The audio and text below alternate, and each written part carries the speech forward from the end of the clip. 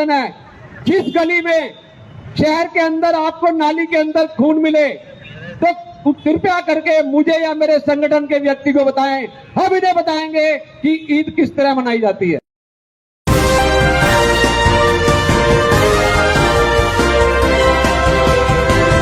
दोस्तों, देश में जहां एक तरफ बजरंग दल को बैन करने की बातें हो रही हैं, तो वहीं बजरंग दल के आतंक की तस्वीर भी लगातार देश की जनता के सामने है। कैसे हथियार की ट्रेनिंग दी जा रही है लोगों को चलाने के लिए, वो देश की जनता के सामने है। और अब जैसे ही बकरीद का त्योहार करीब आने वाला है, तो बजरंग दल के जो ये आतंकी गुंडे हैं, वो खुलेआम सड़कों पर आसमान के नीचे आजाद घूम रहे हैं और धमकी दे रहे हैं कि बकरी ईद के मौके पर अगर कहीं भी नाले में आपको खून दिखाई दे तो हमें संपर्क करें और उस घर की फोटो हमें भेज दें, और फिर हम बताएंगे कि कैसे कुर्बानी दी जाती है। सोचिए कि खुलेआम नरसंहार का ऐलान इन लोगों द्वारा किया जा रहा है। और ये धमकी जो है उत्तराखंड के हरिद्वार से सामने आई है कि कैसे हरिद्वार में बजरंग दल के गुंडे खुलेआम बकरीद के त्योहार के नजदीक आते ही मुसलमानों को धमकी दे रहे हैं। पहले उसके इस बयान पर नजर डाल लीजिए। जिस गली में शहर के अंदर आपको नाली के अंदर खून मिले तो कृपया करके मुझे या मेरे संगठन के व्यक्ति को बताएं, हम इन्हें बताएंगे कि ईद किस तरह मनाई जाती है, क्योंकि ये हमारी हरिद्वार नगरी है। अगर हरिद्वार धर्म नगरी के अंदर हम अगर अपनी धार्मिक भावना को साथ खिलवाड़ करने देंगे तो ये हमारे लिए डूब मरने वाली बात है। यहाँ सैकड़ों मांस की दुकानें अवैध रूप से चल रही हैं।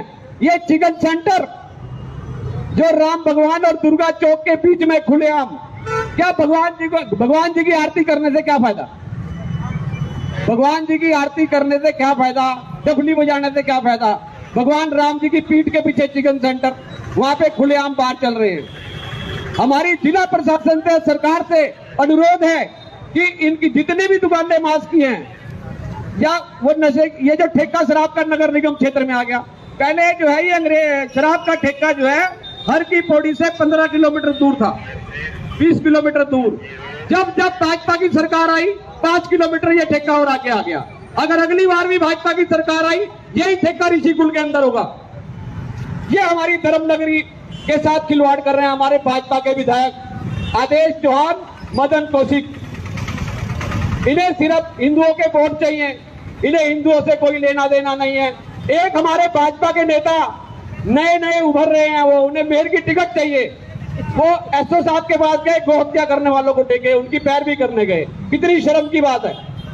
और वो सोच रहे हैं कि मैं मेयर का चुनाव लड़ूंगा तो मुसलमान मुझे वोट देंगे। मुसलमान तुम्हें एक वोट नहीं देगा, तुम हिंदुओं के 20 वोट अपने खो बैठोगे। हिंदू समाज को अब एक होकर लड़ना होगा। ये धर्म की लड़ाई है, ये किसी संगठन की लड़ाई नहीं है कि भैरव सेना लड़ रही है। जितने भी हरिद्वार के संगठन हैं सबको मिलकर, हिंदू समाज को मिलकर लड़ना होगा कि ये हरिद्वार है, धर्म नगरी है। अंग्रेजों के शासन काल में धर्म नगरी की मान मर्यादा का ख्याल रखा जाता था। आप हमारे बुजुर्ग बताते हैं कि अंग्रेजों के शासन में, जब अंग्रेजों के शासन में लक्सर में ट्रेन रुकती थी तो आपने देखा कि किस तरीके से ये धमकी दे रहे हैं कि अगर ऐसा किया गया तो मुसलमानों खबरदार हो जाओ, तुम्हारी कुर्बानी ली जाएगी। ये इस तरीके के शब्दों का इस्तेमाल किया जा रहा है। और जो मुसलमानों के धार्मिक मामलों में दखलंदाजी करके उन्हें धमकी देने का काम कर रहे हैं, उन्हें रोकने का काम कर रहे हैं, तो शायद इन्हें संविधान पढ़ने की जरूरत है, जहां आर्टिकल 25 हर धर्म के लोगों को अपने तरीके से चीजों को करने की इजाजत देता है। और जैसे ही ये बयान सामने आया है तो तमाम लोगों की प्रतिक्रिया भी इस पर सामने आ गई है। कविश अजीज जो कि सोशल एक्टिविस्ट हैं, वो लिखती है कि आपको किसी भी नाली में खून दिखाई दे तो फौरन बताइए, फिर हम इनको बताते हैं कि ईद कैसे मनाई जाती है। बकरीद को लेकर बजरंग दल के गुंडे खुलेआम हरिद्वार में बयान दे रहे हैं और सीधी धमकी दे रहे हैं। क्या यह हेट स्पीच में नहीं आएगा? क्या इनका घर पर बुलडोजर नहीं चलाया जाएगा?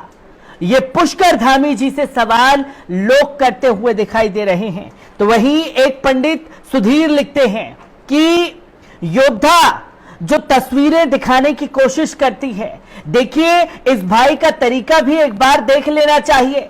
ईद मनाने का उसके बाद ही कोई स्थिति स्पष्ट होगी। देखिए भारत में 1947 के बाद जो मुस्लिम रुके थे वे केवल होली दिवाली मनाने के लिए रुके थे, परंतु अब वातावरण दूषित भय करने लगे हैं। इसके बारे में तो कई लोग लिखते हैं, लेकिन हरिद्वार में चिकन या मीट मटन शॉप है ही नहीं, जवालपुर में है और इन लोगों को फेमस होना रहता है, कुछ नहीं, घर में तो कोई मुंह नहीं लगाता, इन्हें बाहर जाकर गंदगी फैलानी होती है। जो वही के लोग इस बारे में लिख रहे हैं। एक आजाद सिंह लिखते हैं कि पागल हो क्या, हेट स्पीच में कैसे आएगा? ये भाजपा वाले हैं, इनको तो 7 खून भी माफ हैं। ये बात गांठ बांध लेनी चाहिए, क्योंकि मुसलमानों के लिए कानून अलग है और हिंदूवादी संगठन से जो जुड़े हुए लोग हैं, भारतीय जनता पार्टी से जो जुड़े हुए लोग हैं, उनके लिए ये कानून अलग है। और किस तरीके से तमाम चीजें हर बार देखने को मिली है बकरीद के मौके पर, एक बार इस रिपोर्ट पर भी नजर डालते हैं। दोस्तों, मुसलमानों का खास त्योहार ईद उल अजहा यानी बकरीद मनाई जाएगी। दिल्ली जामा मस्जिद के शाही इमाम अहमद बुखारी ने भी इसकी घोषणा कर दी है। इस त्योहार को मुख्य रूप से कुर्बानी के त्योहार के रूप में जाना जाता है। हालांकि बकरीद किस तरह होगी, इसे लेकर असमंजस की स्थिति बनी रहती है। इस बीच बकरीद, कुर्बानी और नमाज को लेकर सियासत भी गर्मा गई है। एक तरफ जहां मुसलमान बकरीद पर विशेष छूट की मांग कर रहे हैं, वहीं केंद्र सरकार अभी तक इस पर चुप्पी साधे हुए है। इस साल पूरे देश में बकरीद का त्योहार मनाया जाएगा। इस त्योहार को हजरत इब्राहिम की दी गई कुर्बानी की याद के तौर पर मनाया जाता है। इस दिन मुसलमान ईदगाह या मस्जिद के सामूहिक रूप नमाज पढ़ते हैं, फिर घर पर जानवर की कुर्बानी देते हैं। इसके बाद कुर्बानी के गोश्त को गरीबों, यतीमों में बंटवा दिया जाता है। ईद की तरह ही बकरीद का त्योहार भी 3 दिन मनाया जाता है। बता दें कि बकरीद को लेकर सबसे पहले शफीकुर रहमान बर्क ने केंद्र और राज्य सरकारों से विशेष छूट देने को कहा था। इसके बाद से ही बकरीद और कुर्बानी को लेकर सियासत गर्मा गई। वैसे भी बकरीद में कुर्बानी को लेकर पहले भी कई गैर मुस्लिम विरोधी दर्ज करते रहे हैं। शफीकुर रहमान बर्क ने कहा कि बकरीद पर मुसलमानों को ईदगाह और मस्जिदों में सामूहिक नमाज पढ़ने की अनुमति मिलनी चाहिए। मुझे यकीन है कि जब ज्यादा से ज्यादा मुसलमान अल्लाह के दरबार में मुल्क की भलाई के लिए दुआ करेंगे तो अल्लाह हमारी जरूर सुनेंगे। इसके साथ ही शफीकुर रहमान बर्क ने बकरीद के मौके पर पशु बाजार लगाए जाने की मांग भी की थी। इसके जवाब में बीजेपी विधायक संगीत सोम ने शफीकुर रहमान पर जुबानी हमला बोला और सोम भारती ने कहा कि अगर शफीकुर रहमान के बयान में दम है तो सबसे पहले पाकिस्तान से कोरोना खत्म हो जाना चाहिए। जिस तरह आजम खान की ईद जेल में मनी है, उनकी भी बकरीद जेल में मनेगी। कहाँ लिखा है कि बकरीद पर खेती करने वाले जानवर काटे जाएं, साग आलू खाकर भी ईद मनाई जा सकती है। बकरीद पर यह सियासत जो है देखने को मिली। इसके बाद कानपुर शहर काजी ने भी कहा कि बकरीद के मौके पर हर हाल में कुर्बानी होगी, हमें इसकी छूट मिलनी चाहिए। उन्होंने कहा, हमें पूरी उम्मीद है कि प्रदेश सरकार और केंद्र सरकार बकरीद के मौके पर कुर्बानी की छूट देगी। मेरी मांग है कि जिस तरह बाकी बाजार लग रहे हैं उसी तरह भेड़ बकरों की बाजार भी लगेंगे। हाल ही में बकरीद को लेकर सुप्रीम कोर्ट में एक याचिका दाखिल की गई थी। इसमें बकरीद के दौरान पशुओं की दी जाने वाली कुर्बानी की परंपरा पर सवाल उठाया गया था।